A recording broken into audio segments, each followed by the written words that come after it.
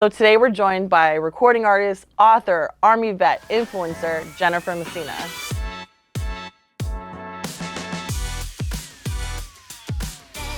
Jennifer, thank you for joining us and welcome to Big Boss Talks. Of course.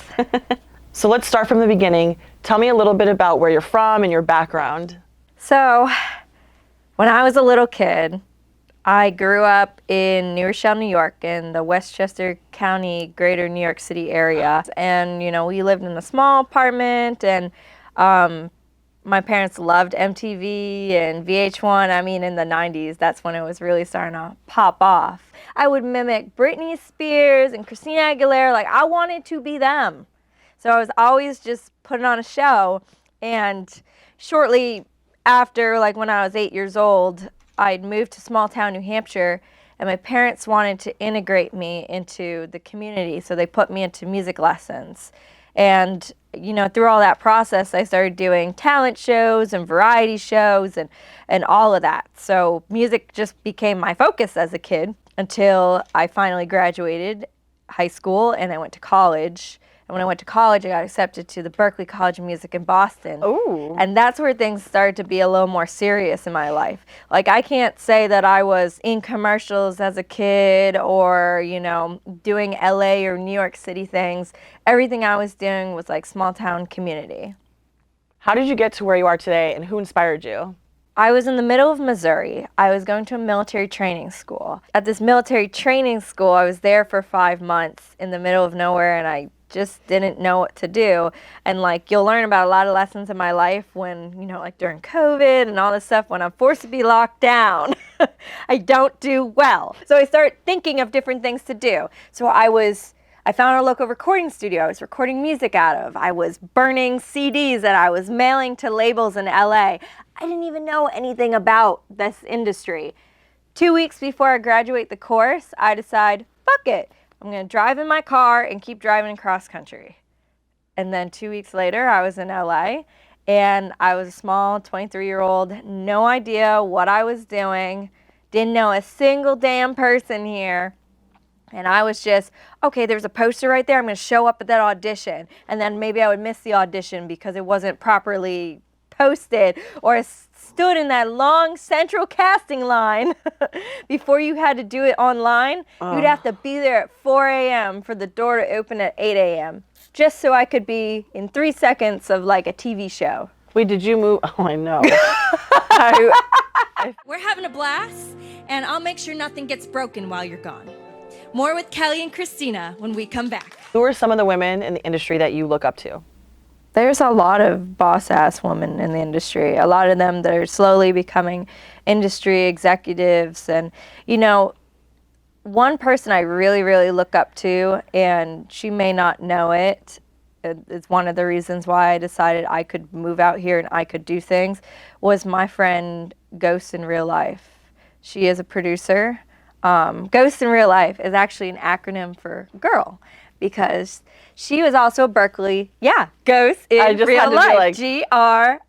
Shit. G-I-R-L. I can't spell. And she also graduated Berklee as an audio engineer, and she came out here, and she's really broke a lot of barriers, in my opinion, in music production as a producer. She's not to shame myself, but she doesn't wear a whole bunch of exposed clothes or really selling this sexual side of her. She literally wears like a hoodie and like a cool dress and sunglasses and just freaking jumps out there and goes.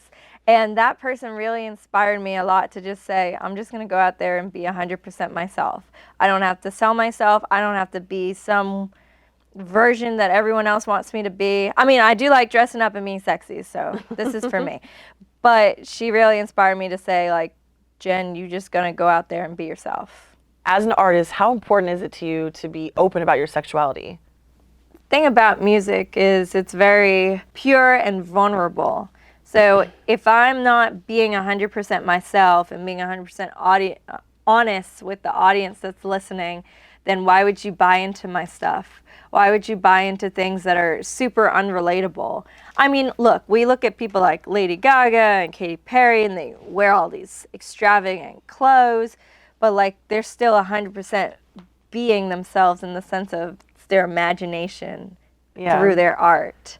So I think even being honest about my sexuality, I've tried to be a pioneer in everything I do for my sexuality. And here's why. When I was a little kid coming out as a lesbian, it was hard because it was small town New Hampshire. And at that time in history, we had Don't Ask, Don't Tell in the military. We had gay marriage wasn't legalized. It was very taboo. It was very, well, you're Christian, so you're going to hell type of vibe. I came out to my friends, and a lot of people were able to see how public I was. So they were able to find themselves and come out and of the closet and truly be themselves. And I look at a lot of people, like even on Facebook today, and I say to myself, like, I'm really glad, whether I was the reason or not, that you could 100% be yourself today. And I've done that in my personal life. I've done that in my military career. I've always let my soldiers know that it's okay to be exactly who you are, and we're all here to serve, even though, and we all wear the same uniform, but be proud of your individuality. I've done that in the music industry, where people think that, oh, you're a woman, you gotta sleep with all the men executives. Hell fucking no. Nope. No dick for me. Good. But, you know, I want everyone to be like, okay, and first of all, I can be a pretty lesbian. Why do I have to dress like masculine? I love masculine women, but I'm not masculine. So a lot of people still have that barrier of, this is a lesbian and you're just a phase. Especially probably did that since you're in the Army too. They probably had like this mold that you were supposed to look like. Well, I'll tell you that when I'm in uniform, I am very masculine in the sense of like I'm always, and my hair is like super straight and like, yeah, so people normally tell I'm a lesbian by that stereotype in the military. But that's because like when I started the military back in 2012, like it was, for women, it was very much like, be like one of the men. We couldn't even be in like combat roles yet at that time, but it was very much be like one of the men, be as tough and as strong as them. And now it's kind of transitioned to be a strong woman in the military. If you want to put mascara on, and now we can have ponytails. We can have ponytails in our uniform. Yeah, that's a very new regulation. Like a slicked bun. I mean, it has to be clean, but it's actually very ethnic hair friendly, because they loosened a lot of the rules on different types of braids. Can they do this? Yes. Really? Yes. Oh wow. Yeah. This is pretty ethnic. I know, but you can do it. So it's like everyone can go out, and as long as you look clean and organized, that's what matters. Nice. What does Pride Month mean to you? Before I answer that question, I'm gonna twist it around for a second. So a lot of people still question today why we need a Pride, or why you have any celebration. Like, why do you have Black History Month? Why do you have Women's History Month? Because people ask, well, why aren't you having men or straight or those type of months?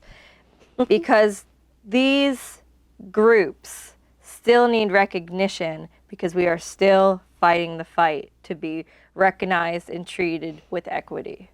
So Pride, what that means to me is another reminder of LGBTQ plus needs equity still today in America, and honestly the whole world.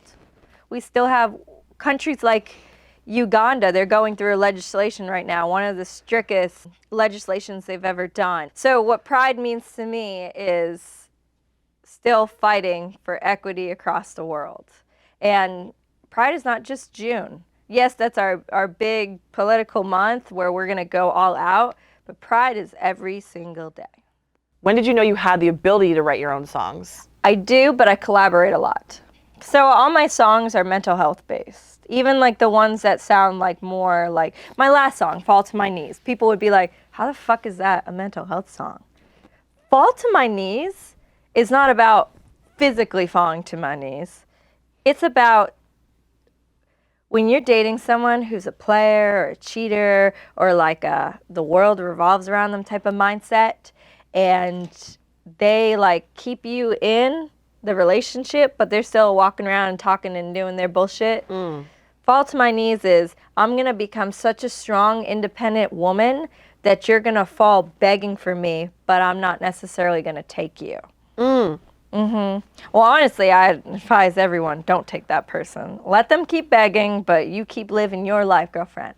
So that's what Fall to My Knees is. But all my music is about my mental health journey through depression, anxiety, through my addiction to self-harm, my adventures I went through, rehab, all of that.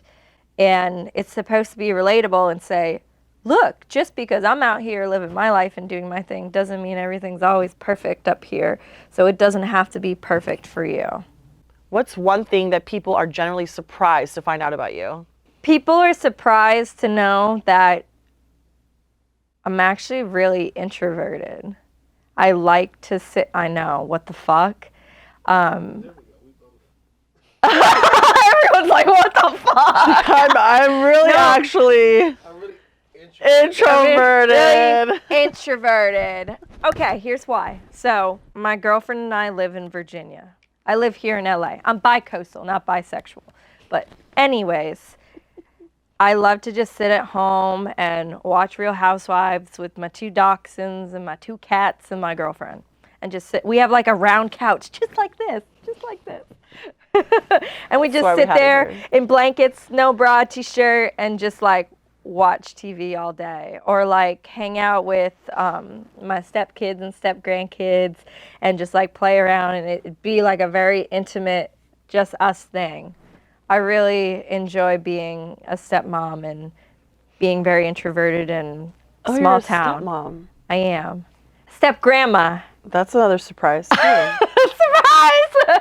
Surprise! That was a good one because both our faces were like, The fuck? so like, oh, we got one. Yeah. Now, another surprise for my poor girlfriend. I like to just show up randomly too. She'll know I'm coming that week. I'll be like, hey, I'm coming Friday. I'll show up on Tuesday at 12 a.m. Bang push the door open. I'm like, surprise! And she's like, ah! Oh my god. Who is your dream music artist collaboration? It's got to be Sia or Lady Gaga, because they are so open and out there, and they're all about a theatrical performance and bringing people in and making people feel accepted and relatable. And that's what my music is about. So what a dream to collaborate with them and make music and make more mental health awareness. If I had a big tour, it's not just me singing. I want it to be a theatrical performance. I grew up on watching Broadway. Wicked the Musical is my favorite. I love Defying Gravity. And most of my moves when I sing is actually from that song. So I'd love it to be like a big theatrical performance that everyone can enjoy different parts of. Has any of your music ever gone viral? Anything you're pushing you feel like will go viral? Yes. So when I first released my song during COVID, Time Heals Everything, it did go over 500K in streams. And the same thing with You're Gone. That one is almost 500K. And I'm hoping for Fall to My Knees to go viral too once the music video gets released in mid-June. So it's going to be so exciting. It's been my biggest production ever. We have 7 dancers. The Messina Mafia, we call them. Oh, I like that. Because I'm Messina Sicilian, Mafia. so you gotta be like, it's Messina Mafia is like boss bitch vibes, but very like passionate in yourself too. Big boss bitch vibes? Yes, big boss. like that. Big boss vibes. You're super open about mental health and how you've struggled a little bit with anxiety and just being an artist that can be super scary. Is there anything you can tell people about how you've overcome it or just how you deal with it if you still have it? Right. So one thing we have to learn through acceptance is there is no recovery or finish line or over. It's all about taking it one day at a time and using your toolbox of skills and applying it to everything you do. By doing that, it's a lot of self-love. It's trying to go to bed at the same time every night if you can. It's drinking lots of water. It's doing self-help, whether it's reading or writing or just playing a song on the piano. It's going out and getting vitamin D. It's also taking vitamin D vitamins if you're deficient. It's going to therapy. It's working out. It's taking care of your brain and your body as your vessel. Once you do that, when people say nasty things to you, you're so confident and sure of yourself, it's almost like you have a force field. Boom, boom, boom, boom. It doesn't matter. It's that I don't give a fuck attitude, but I still care. So once you don't give a fuck but still care, I think you're the best version of yourself that you can be. It's boundaries. If you can do something and you're a giving person, like I always tell people, just because you got burnt so many times doesn't mean you have to be a nasty person. It doesn't mean you have to stop giving. Just don't give so much to people who don't really do the same for you. So I heard you have a lip gloss line. I see it in your hand. Yes. What color You see it on my face too? Can you, when does that come out? Tell us about it. So we just released on May 1st our new, it's called the Betch collection. So we have Queen Betch, Sassy Betch, Straight Up Betch. This one's straight up. You mean Betch like B-E-T-C-H? Yeah. Betch. Betch. Yep. We have Sassy Betch, Next Door Betch, Basic Betch. And the point of the colors and the betchiness is attitude. It's, I can be sassy if I want. I can be next door. So next door is very like sweet and calm, like white picket fence type of. Basic is like, you know, a little more plain, casual. I have a request. Go ahead. I would like a Brittany Betch. You want a Brittany Betch? And a Big Boss Betch. And a Big Boss Betch. Well, we'll have some more lines coming out. So it's just a more moisturizing, colorful palette, and it's makeup for everybody. I want everybody to know that you don't need makeup to be beautiful, but if you choose to be creative with makeup, feel free to use mine. And I mean everybody, men, women, they, them, drag queens, teenagers, elderly, it don't matter. It's makeup for everybody. Because you could be straight up as an old lady or straight up as a drag queen. Just be straight up. Oh my God. Jennifer, thank you so much for being here. You truly are a big boss. You're for sure a big boss. You inspire me to be more bossy. You inspire me to be more bossy. Bossy should never be used as a negative term. It's just a description of being a boss.